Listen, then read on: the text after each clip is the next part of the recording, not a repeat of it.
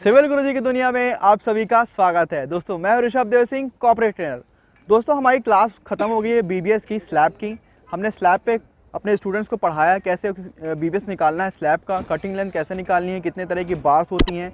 इन्होंने क्लास में तो सीख लिया कैसे हम बीबीएस सॉल्व करेंगे स्लैब का, लेकिन अब इनको मैं लेके आया हूँ साइड पे, स्लैब की साइड पे। तो अब हम जानेंगे इन बच्चों से कि हम इन्होंने क्या सीखा अभी तक, क्लास में क्या सीखा और साइड में क्या क्या सीखा, क्या डिफरेंस रहा क्लास का और साइट विज़िट का। तो ये अपने अपने अपने व्यूज़ शेयर करेंगे। दोस्तों सबसे पहले मैं जाता हूँ हमारे विकास सर के पास। तो विकास सर, क्या क्या सीखा आपने? गुड मॉर्निंग दोस्तों। मैंने पूरा बीबीएस का स्टडी कर लिया हूँ और आज मैं आप लोग को बताना चाहता हूँ टू वे स्लैब के बारे में।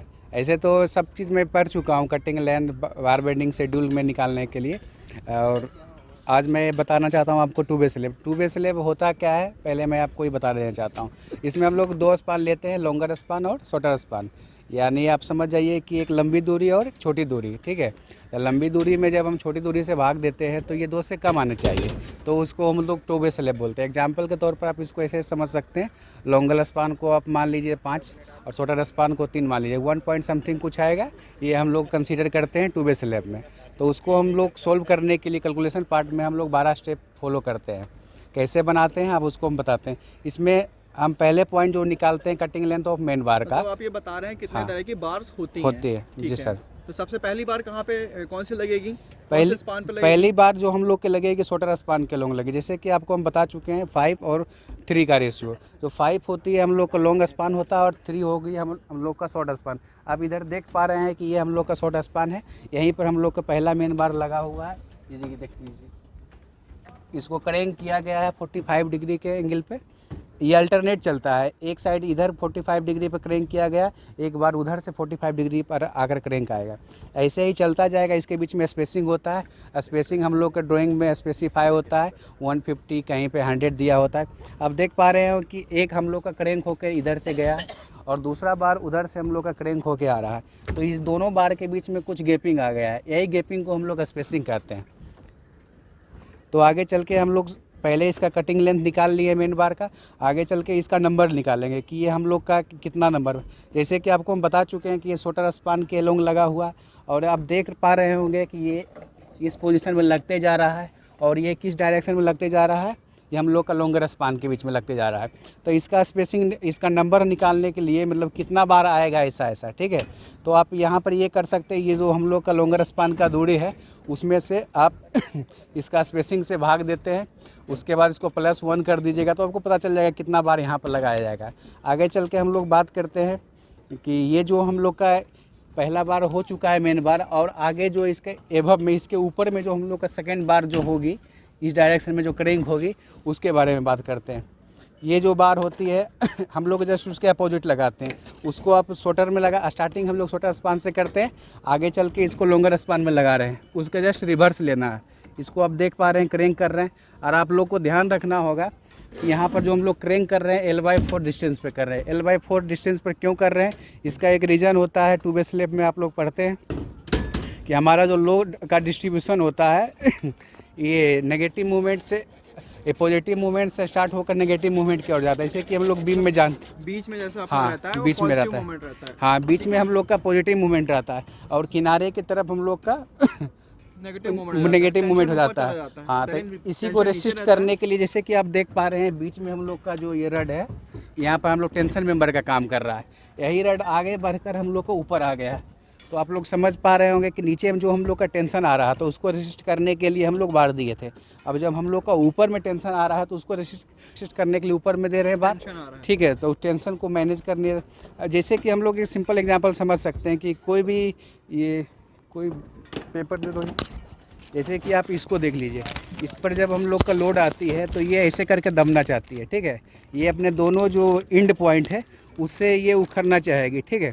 तो इस पॉइंट को ऐसे उखड़ने, जैसे कि ये नॉर्मल है, आप इसको दबा रहे हैं, ये दबता जा रहा है।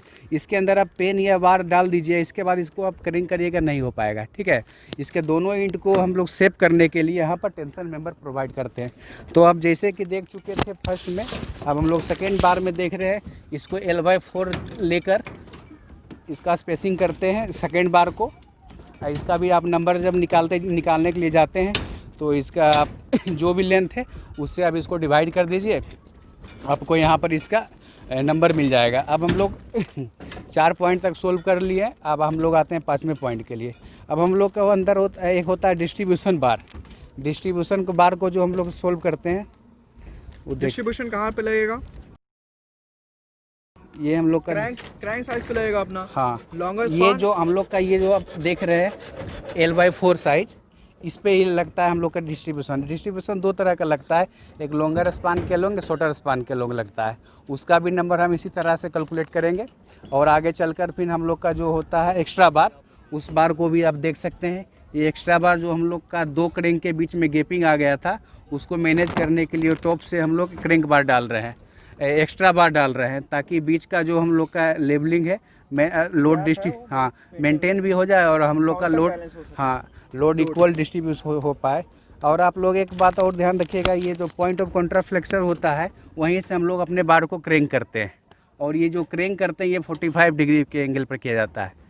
और आगे हम ऐसी जानकारी अपने दोस्तों से लेते हैं। और आइए। चलिए, बढ़िया, बहुत बढ़िया विकास साहब।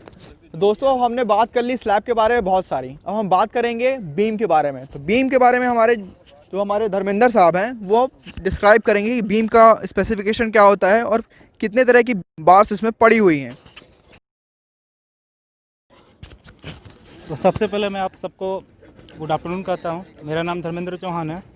तो हमने बीम का हम कटिंग लेंथ जो हम लोग पहले भी निकाल चुका है, और हमने आज साइट पर आया है और देखा है, मतलब कि जो निकाला था वाकई वैसा अप्लाई हुआ है, कैसे किए हैं, क्या किए हैं, आज हम लोग इसके बारे में बात करेंगे। तो बीम में हमारी जो सबसे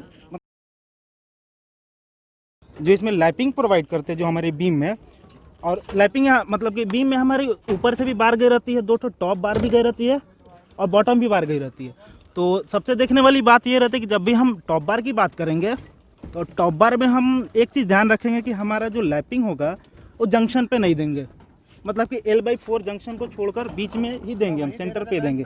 क्यों देंगे ऐसा? क्योंकि जो भी हमारा टॉप पे जो कंप्रेशन जोन पे होता है, जो मेरा सबसे ज़्यादा जो शियर फोर्स लगता है वो जंक्शन पे ही लगता है। तो जंक्शन पर अगर हम लोग लैपिंग देंगे तो वहाँ से वो उखड़ने की कोशिश करता है, तो इसलिए हम लोग वहाँ पर लैपिंग नहीं देते, नहीं तो मेरा फेलियर हो जाएगा। और इसमें हम एक्स्ट्रा बार भी लगाते हैं। वैसे यहाँ पर तो कोई जरूरी हुआ नहीं है, मगर हम यहाँ पर एक्स्ट्रा बार भी प्रोवाइड करते हैं, जैसे कि हमारा जो भी ड्राइंग में दिया रहता है। तो अब हम बात कर लेते हैं इसके बॉटम बार के बारे में। बॉटम में हमारा जो टेंशन जोन होता है, तो टेंशन होता है तो हम बॉटम में कभी जंक्शन पे ही हम लैपिंग कर सकते हैं, सेंटर पे नहीं देंगे, क्योंकि सेंटर पे टेंशन जोन ज़्यादा रहता है, तो इससे हमारा उससे भी फेलियर हो सकती है। तो धर्मेंद्र साहब, आप मेरे को क्या बता सकते हैं? हाँ सर। कि ऊपर 2 मेन बार दी हुई हैं और नीचे 3 मेन बार दी हुई हैं, जस्ट अपोजिट क्यों नहीं किया है इसका? इसका रीज़न क्या है? नीचे बार ज़्यादा क्यों है, ऊपर बार कम क्यों है? जैसे कि मैंने पहले ही बताया कि जो ऊपर का जोन होता है वो मेरा कंप्रेशन होता है और नीचे का टेंशन होता है। और अब हम लोगों ने पहले ही पढ़ा था कि जो कंक्रीट होता है वो कंप्रेशन में सही होता है, मगर टेंशन में वो मतलब कि कमज़ोर होता है। तो यहाँ पर जो कंप्रेशन काम करता है ये बार, तो इस बार को मतलब कि उतना ज़रूरी नहीं है, क्योंकि हमारा जो कंक्रीट होता है वही मेरा कंप्रेशन का काम देख लेता है। मेन चीज़ होती है टेंशन मेंबर हम इसलिए देखिए, आप देख सकते हैं ऊपर 12-12 mm का लगाएगा, मगर नीचे देखिए आप 16 mm का बार लगाया और 3 ठो मेन बार दिया गया, ताकि हमारा जो भी टेंशन फोर्स जितना भी लगता है उसको हम रेसिस्ट कर सके, उसको बियर कर सके। इसलिए सर हम नीचे प्रोवाइड किए ज़्यादा बार, और डाया भी ज़्यादा प्रोवाइड किए। बहुत बढ़िया धर्मेंद्र साहब। तो हमारे नए स्टूडेंट हैं अब्बू साहब, ये हमको बताएंगे संकन स्लैब के बारे में। Good afternoon to all of you, my name is Abu Saleh. आज मैं आपको बताने जा रहा हूँ सनकन स्लैब के बारे में। अभी मेरे साथियों ने आपको बताया 1 वे स्लैब, 2 वे स्लैब, जो आप लोग जान चुके हैं। उसमें कैसे हम लोग डेवलपमेंट लेंथ क्या क्या करते हैं, कितना 250 में से कवर कैसे माइनस करते हैं। अब यहाँ हम देखेंगे कि सनकन स्लैब में हम कैसे कटिंग लेंथ निकालते हैं। सबसे पहले हम देखेंगे कि सनकन स्लैब के एक्स और वाई डायरेक्शन की दो बार लगती हैं, एक बॉटम में एक टॉप पे। जो पहले एक्स वाली लगेगी या वाई वाली, उसके टॉप पे हम वाई वाली लगाएंगे। पहली बार कौन सी लगेगी, कौन से स्पान पे लगेगी? जो शॉर्टर स्पैन की होगी वो हम पहले लगाएंगे, जो लॉन्गर स्पैन की होगी वो हम बाद में लगाएंगे। ये हमारी शॉर्टर स्पैन की बार है, ये हम नीचे लगाए हुए हैं बॉटम में, और ये हमारी लॉन्गर स्पैन की बार है। ये देखिए लॉन्गर स्पैन, इसको हम बॉटम के ऊपर टॉप पे लगाए हुए हैं। इसकी कटिंग लेंथ निकालने के लिए हमें पहले पूरे सनकन की लेंथ चाहिए होगी। टॉप बार की कटिंग लेंथ निकालने के लिए पूरे सनकन की लेंथ चाहिए होगी। उसमें से हम बीम का 250 की हमारी बीम होगी, तो हम उसमें से 2 कवर माइनस कर देंगे अपना, हमारी पूरी कटिंग लेंथ मिल जाएगी इस टॉप बार की। अब बॉटम बार की निकालने के लिए हम क्या करेंगे, ठीक वही करेंगे कि सनकन की पूरी लेंथ चाहिए होगी, और उसमें से हम अपना बीम की जो डेप्थ होगी उसमें से हम अपना कवर माइनस कर देंगे। कवर माइनस करने के बाद हमारी सनकन की कटिंग लेंथ मिल जाएगी। इसमें हम यहाँ पे तो सिंगल मेश दिया हुआ है, लेकिन सनकन में हम लोग डबल मेश यूज़ करते हैं। उसके लिए हम चेयर बार लगाते हैं। कितना चेयर बार लगाएंगे, हम 1 मीटर स्क्वायर में 1 चेयर बार यूज़ करते हैं। जैसे आप देख लीजिए 3, अगर 2 मीटर स्क्वायर है तो हम यहाँ पे 2 चेयर बार यूज़ करेंगे। मतलब यूज़ 1 स्क्वायर मीटर पे आप 1 चेयर का यूज़ करेंगे। हाँ, चेयर प्रोवाइड क्यों करते हैं? चेयर प्रोवाइड क्यों करते हम हैं चेयर प्रोवाइड करते हैं ताकि हम जब डबल मेश होगा उन डबल मेश को हम सेपरेट कर सकें, अलग अलग कर सकें। दोनों को अलग अलग करने के लिए हम बीच में चेयर बार लगा देते हैं, ताकि दोनों सटे नहीं और हमारा कंक्रीट सेटल हो सके अच्छे से। तो हमारे गौरव साहब बताएंगे कि हम कैसे चेक करेंगे कि स्टील जो हमारा बार है, रीइंफोर्समेंट बार है। हाँ भाई कॉलम बता देना, बोल नहीं देगा। तो हमारे गौरव साहब बताएंगे कि हमारे साइड पे जो आई हुई है रीइंफोर्समेंट बार, वो कैसे चेक करेंगे कि कौन सी ग्रेड की है, कौन सी डाया है, और बाकी डिटेल्स भी वो अपने एक्सपीरियंस से बताएंगे। गुड आफ्टरनून फ्रेंड्स, मेरा नाम है गौरव। जैसे कि मेरे सारे फ्रेंड्स ने कुछ ना कुछ नया चीज़ बताया, तो आज मैं भी आपको कुछ नया चीज़ बताना चाहूँगा। जैसे कि हम लोग पहचानेंगे कैसे कि ये बार कौन सा ग्रेड का है और क्या है। तो जैसे कि यहाँ हम देख सकते हैं कि ये जो बार में हमारा सारा डिटेल दिया रहता है। जैसे कि यहाँ पे देख सकते हैं FE 500 दिया हुआ है, और इसका जो बार का जो साइज़ है वो 16 mm 10 mm दिया हुआ है। तो इस तरह से वहाँ पे लिखा हुआ रहता है, तो हम लोग गाइड करके पहचान सकते हैं कि क्या है। जैसे कि बार में क्या होता है कि लक्स और रिब होते हैं, तो लक्स और रिब से भी हम लोग पहचान सकते हैं कि कौन सा FE 500 है और कौन सा 415 है। तो ये हो गया। आजकल न्यू जनरेशन में ये हो गया कि अब लिखा हुआ मिलता है, तो इससे हम लोग को आसान हो जाता है। अब जैसे कि हम कुछ बताना जाएंगे कॉलम के बारे में। तो कॉलम क्या है? कॉलम एक कंप्रेशन मेंबर है। कॉलम का रोल क्या है कि ये है सो लोड को ट्रांसफ़र करता है। कैसे? तो ये देखिए ये हमारा बीम है, तो बीम किस में जाके अटैच है, किस में बाइंड है, वो है कॉलम में बाइंड है। तो कॉलम क्या करता है, उसका जो लोड लेके है वो नीचे तक जाता है, फिर नीचे कहीं बीम आएगा तो उसका भी लोड लेके नीचे तक जाता है, वो फुटिंग में प्रोवाइड करता है। तो फुटिंग क्या है, मेरा स्टार्टा है।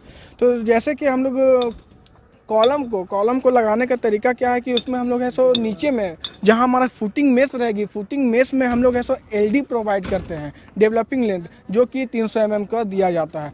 तो डेवलपिंग लेंथ निकालने के बाद हम लोग क्या करते हैं, कॉलम को खड़ा करते हैं। तो कॉलम का सरिया लगाने का तरीका क्या है, उसमें मेन रोल होता है लैपिंग।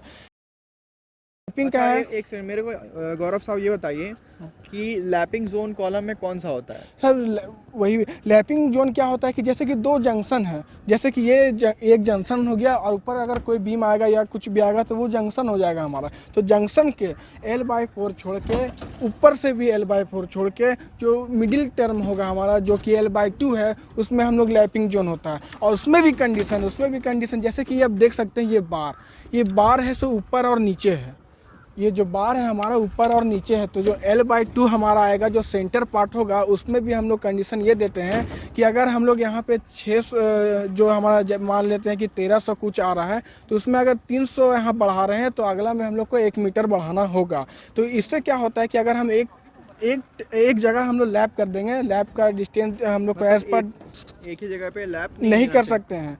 तो उसका कंडीशन होता है, वो एज पर ड्राइंग दिया रहता है कि 50D लेना है कि 38D लेना है, 40D लेना है, वो लैपिंग डिस्टेंस हमारा दिया रहता है।